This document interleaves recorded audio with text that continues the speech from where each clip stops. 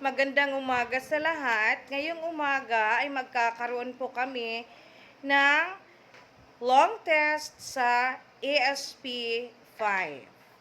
So, ito yung mga mukha ng aking mga estudyante sa Emerald kung may long test. Siguro, nakakabahan or ano kaya yung feeling nila ngayon?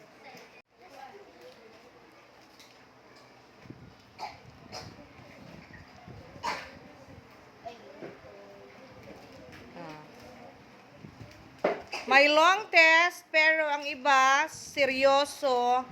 Ang iba naman, o tingnan ninyo. O, walang kaba.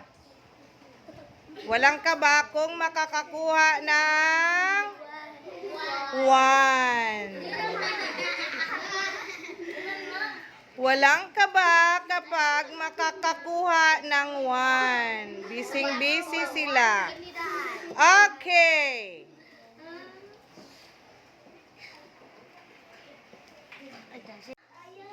Okay, number 5.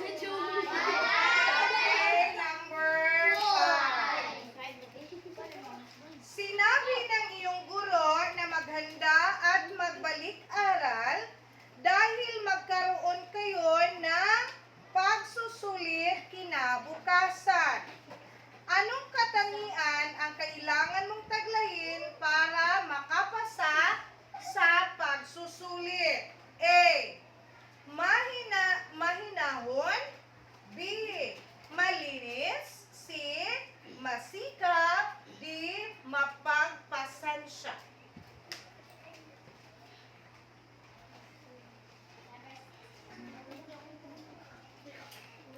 Okay, number 6. Napansin, are you listening? Yes, ma'am. Napansin ni Joriel na pumapasok sa klase na hindi gumawa ng takdang aralin. Ano yung takdang aralin? Assignment. Ang ilan sa kaniyang mga kamag-aral. Nag-aalala siya para sa kanila at gusto niyang tulungan sila. Anong katangian ang nais ipakita ni Joriel? A. Mahinahon. B. Mapagkawang-gawa. C. Mapagmalasakit. D. Masipag. Number 7. Isinumbong pa rin ni Jane ang matalik na kaibigang si May sa kaniyang guro dahil sa mali niyang ginawa kahit alam niyang mapapagalitan ito ng kanilang guro. Anong katangian ang kaniyang ipinakita? A. Mahinahon. B. Mapagmahal sa katotohanan. C. Mapagpasya. D. Pagkabukas isipan.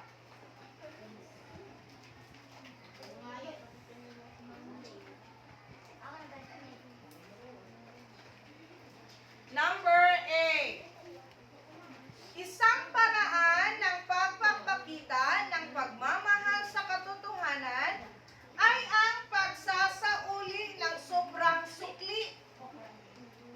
Ano ang gagawin mo kapag hindi ka nasuklian ng tama sa jeep na sinakyan mo?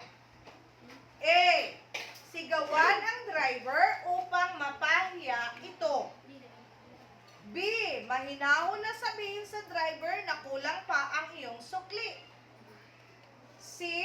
Hayaan na lamang dahil hindi naman malaking halaga ang sukli. D. Ikwento sa iyong katabi ang nangyari para ito ang magsabi sa driver. Okay, number 9. Number 9. Matiyagang ginawa ni Jay ang kaniyang tungkulin bilang leader ng kanilang pangkat. Tinulungan niya ang kaniyang mga kamag-aral sa mga dapat gawin upang matapos agad ang kanilang gawain. kung mali ang kaniyang gawa. A. Anong katangian mayroon si J? A. Mahinahon. B. Mapagkumbaba. C. Matiisin. D. Matyaga. A. Mahinahon. B. Mapagkumbaba. C. Matiisin. D. Matyaga. Okay, number 10.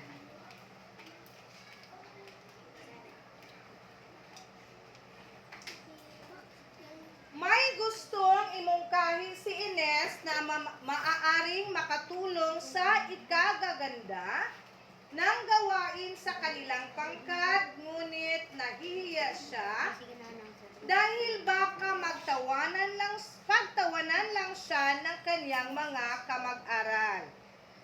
Ano ang dapat ninyong gawin? Ano ang dapat niyang gawin? A. Tumiwala sa pangkat, muhawa sa grupo. B. Makinig na lang sa leader ng pangkat. B. Maglakas loob na sabihin sa pangkat. D. Sabihin ang kanyang mungkahi sa guro.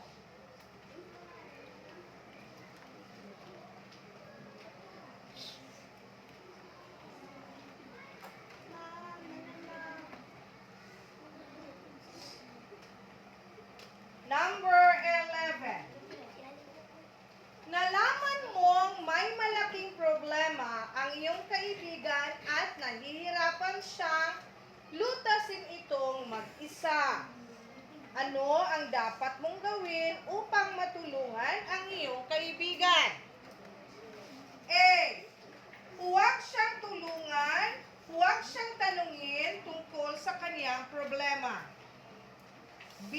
Kausapin siya at tanungin kung ano ang maitutulong mo. C. Ipaalam sa iyong guro upang siya ang kumausap sa iyong kaibigan. D. Sabihin ito sa kanyang magulang upang sila ang tumulong sa kaniya.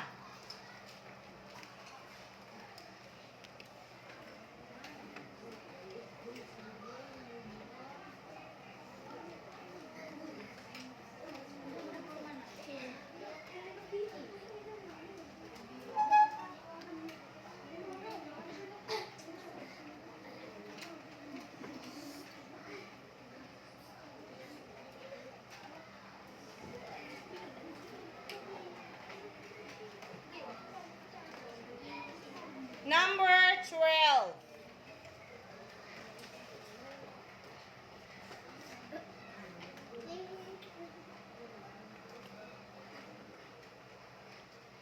Number 12.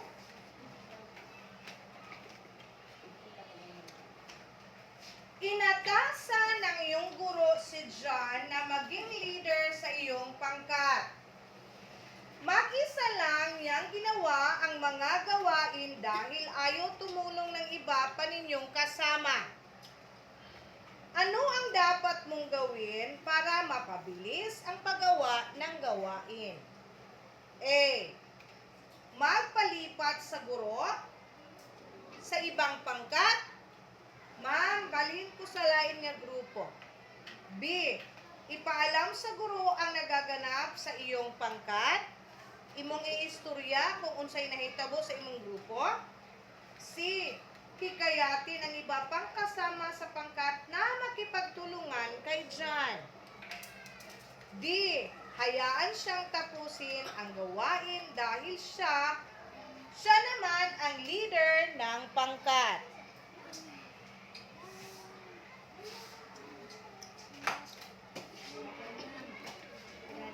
Number 14. Number 13. Number 13. Number 13. Nagkaroon ng isang malubhang karamdaman si Jel. Araw-araw ay binisita siya ng kaniyang mga kaibigan at mga kamag-aral. upang mapasaya nila siya. Anong katangian ang ipinakita ng mga kaibigan at kamag-aral ni Jel? A. Mapagbigay. B. Mapagmalasakit. C. Masunurin. D. Maunawain. Understanding. Masinabtanon.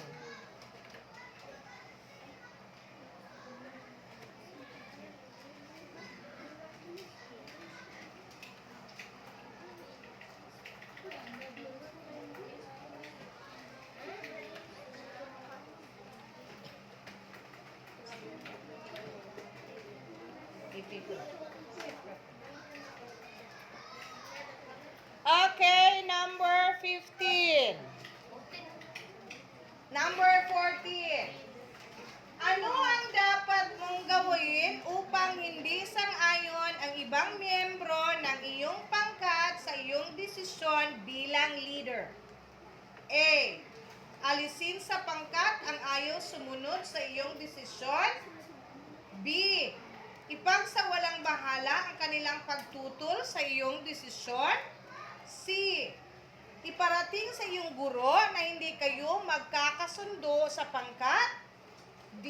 Ipaliwanag sa kanila na para sa ikabubuti ng iyong pangkat ang iyong desisyon.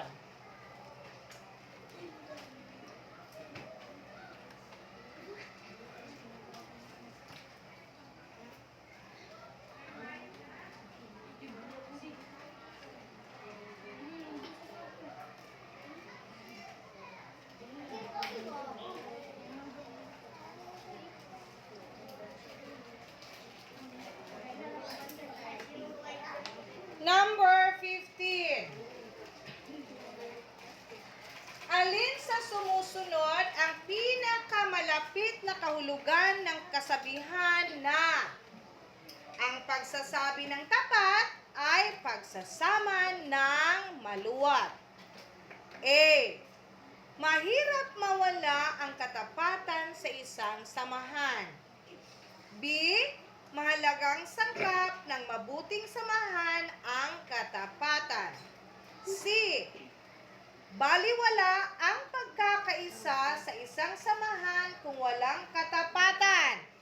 D. Ikatatagumpay ng anumang samahan ang pagsasabi ng tapat ng bawat isa.